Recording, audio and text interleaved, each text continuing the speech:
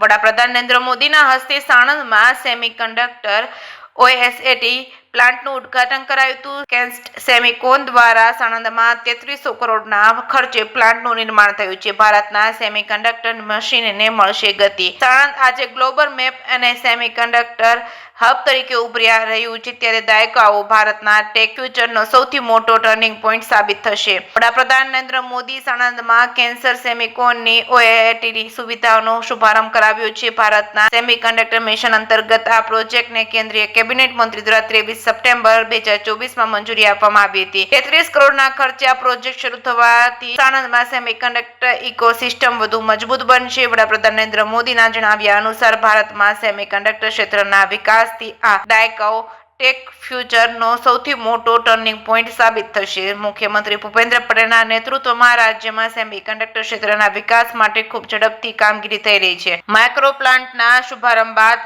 ઓએસએટી સુવિધા શરૂ થવાથી સ્થાનિક આર્થિક વિકાસને વધુ વેગ મળશે. ઓએસએટી એટલે કે આઉટસોર્સ સેમિકન્ડક્ટર એસેમ્બલી પ્લાન્ટમાં ચિપનું ટેસ્ટિંગ અને પેકિંગ કરી તેને માર્કેટમાં પહોંચાડવાની કામગીરી પૂર્ણ કરવામાં આવે છે. એક અંદાજ મુજબ આજરોજ શરૂ થનાર આ પ્લાન્ટમાં દિવસની 60 લાખ ચિપ્સ બનશે અને સેમિકન્ડક્ટર ક્ષેત્રમાં ભારતની હરણફાળ છે. જે કામમાં વર્ષો લાગે છે તે 900 દિવસમાં પૂર્ણ થશે. 28 ફેબ્રુઆરી 2026ના રોજ વડાપ્રધાન નરેન્દ્ર મોદી માઇક્રો સેમિકન્ડક્ટર પ્લાન્ટનો શુભારંભ કરાવ્યો છે. જે કે ગુજરાતી સાથે અફઝલ ખાન પઠાણ સાથે બહલોલ મલેક, સાણંદ.